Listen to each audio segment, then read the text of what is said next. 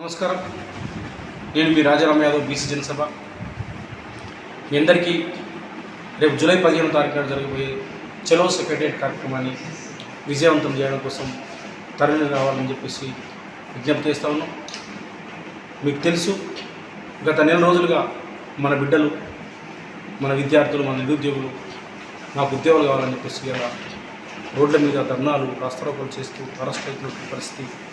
ఈ ప్రభుత్వం అత్యంత దుర్మార్గంగా, హేయంగా వాళ్ళని అణిచేసే పరిస్థితి కనిపిస్తూ ఉన్నది.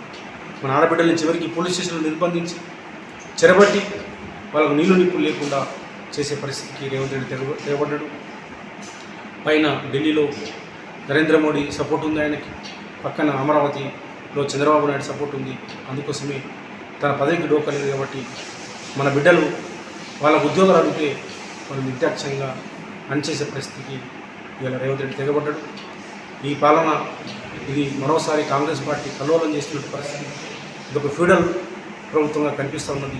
ఇది విష్ణు రామచంద్రరెడ్డి వారసత్వంతో కూడుకున్నటువంటి విష్ణు దేశముఖుల పాలనగా మనకు కనిపిస్తున్నది. అందుకోసమే ఈ మొండి ప్రభుత్వాన్ని, ఈ హేయమైన ప్రభుత్వాన్ని, దుర్మార్గమైన ప్రభుత్వాన్ని పోలీసులతోటి, మరి లాఠీలతోటి, తూటాలతోటి అణిచేయాలని చెప్పేసి ప్రజల మీద తెగబడ్డ ఈ ప్రభుత్వాన్ని మరి ఖచ్చితంగా ఎదిరించాలంటే మనం ఖచ్చితంగా ఐక్యంగా విద్యార్థి నిరుద్యోగులంతా మరోసారి చలో సెక్రటరియట్ కార్యక్రమాన్ని విజయవంతం చేసుకోవాల్సిన అవసరం ఉన్నది. ఈ రాహుల్ గాంధీ, ఈ రేవంత్ రెడ్డి, ఈ కోదండరామ్ రెడ్డి అండ్ వాళ్ళ ముసుగు దొరికిపోయింది.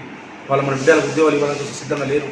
అందుకోసం వాళ్ళందరి కనివింపు కలిగేలాగా పెద్ద ఎత్తున మనం ఉద్యమం చేద్దాం. అందుకోసం ప్రజా సంఘాలుగా మేము ఈ కార్యక్రమం పిలిపించినాం. దీన్ని జయప్రదం చేయాలని చెప్పేసి అందరికీ విజ్ఞప్తి చేస్తూ ఉన్నాం. ఖచ్చితంగా మీరు రండి, కదిలి రండి.